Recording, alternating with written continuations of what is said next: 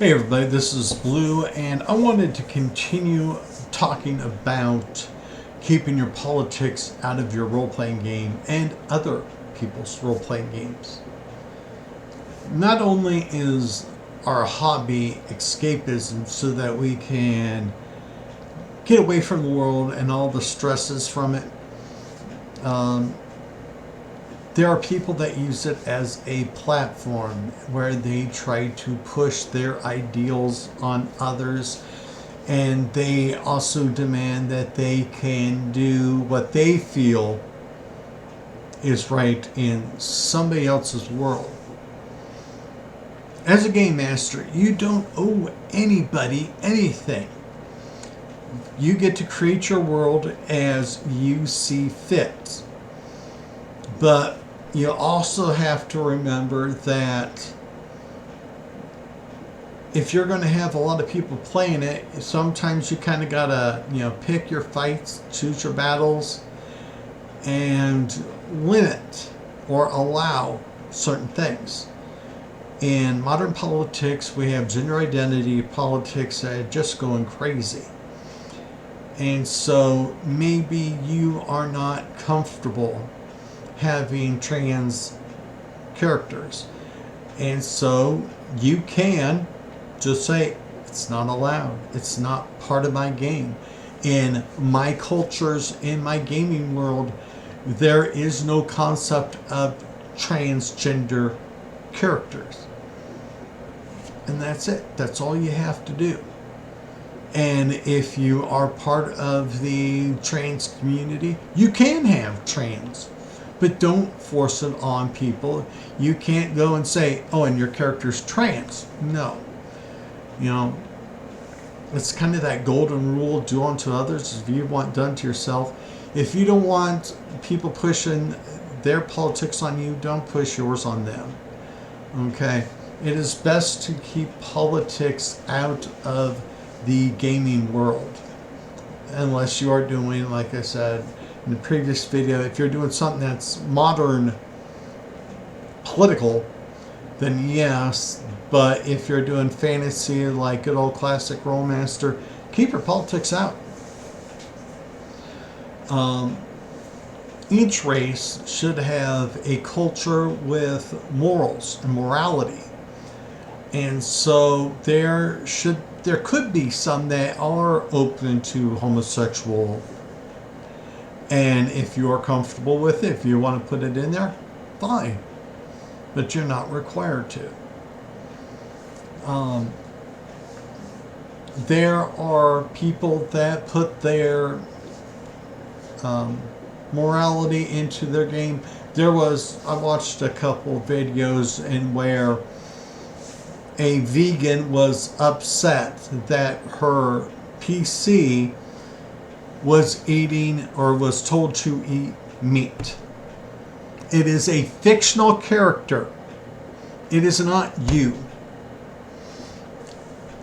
And so get over it.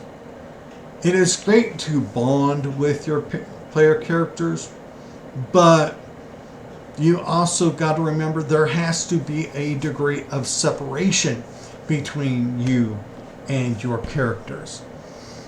Now, in one of my favorite role-playing groups I had when I did my solo adventuring, I usually try to keep around 8 characters, and each one kind of reflects a part of me. Because, you have your fighter, you have your teacher, your musician, bard, and you have all these characters that represent a part of you, and so that you can kind of connect with them all, but they're not you. Okay? If you are unable to detach yourself from your PC, you should not be role-playing. Okay? You do not have the maturity to be role-playing if you say that your character has to be exactly like you. Okay? If you cannot see that, you lack the imagination to create a good character. Okay? Can I play a gay character? Yeah. because it's not me. So why not? I mean, I'm not a dwarf. I could play a dwarf, right? I can play anything because I have, a wide open mind. I can take a lot of concepts. Sometimes they're a little weird, but we can play them because they're fictional characters. There are times where your PC is going to have to do something that is completely unlike you. And it's all right. There is character development involved here. And so while you might not never have to do this, it's all right for a fictional character to do it. Good and evil are not absolutes. A lot of people like to say it's a battle of good versus evil. It's a perception. Okay. World War II, we Americans thought we were the good guys. Yeah. Well, in World War II, the Germans thought they were the good guys. Okay. Because they were fighting to build a better Germany. So in their minds, they were doing the good deed. It's all about perspective. And so we cannot force our modern ideals onto our games because it's a completely different world. It's a fictional world, for gosh sakes. So whatever your views are on racial politics don't matter. Whatever your views are on the LGBTQIA communities don't matter.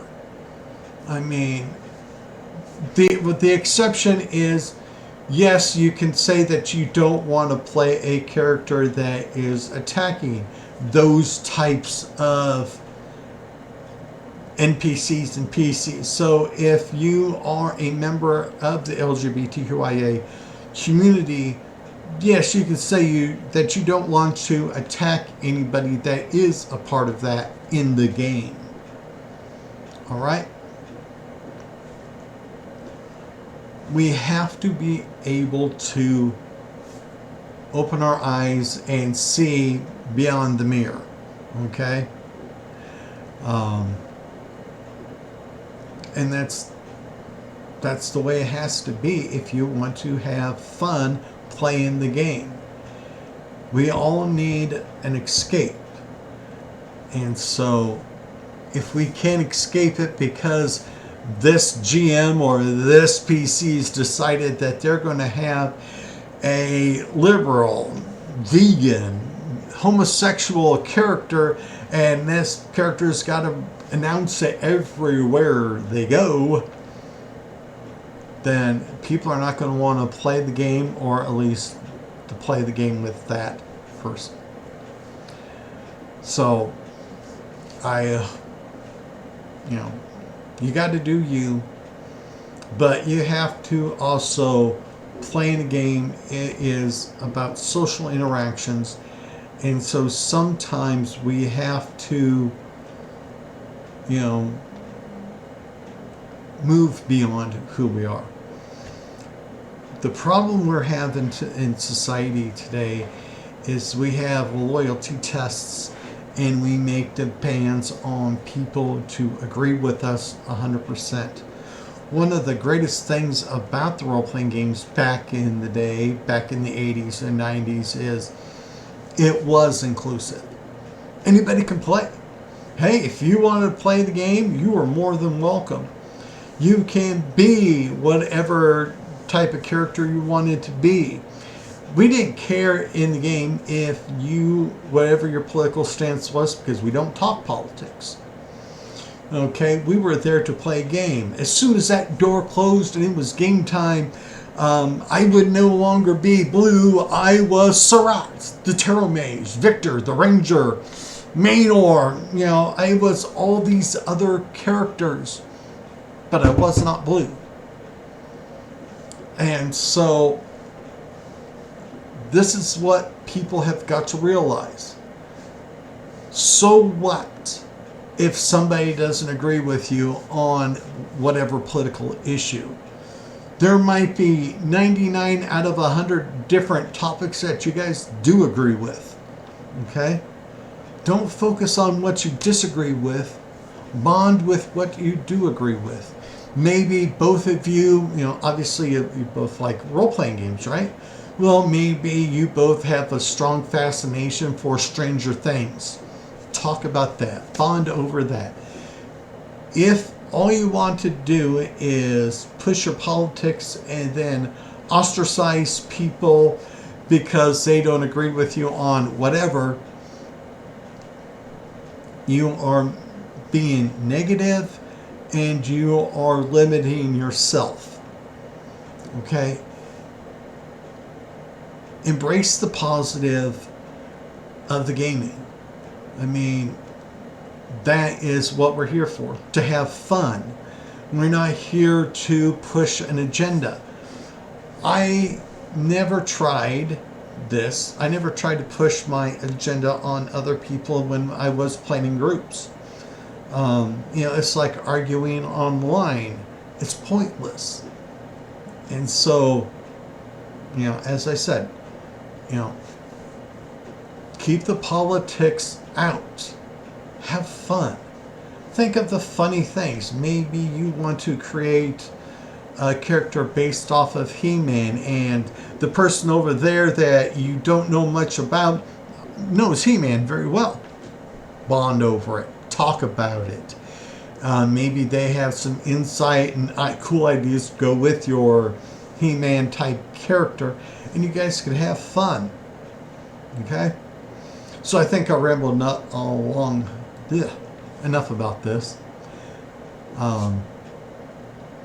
Keep putting politics in your game. It's going to take away from it. Be respectful of other people's games, because if they don't have what you think is politically important, don't complain about it. Don't demand it. And if you have to demand it, show yourself to the door.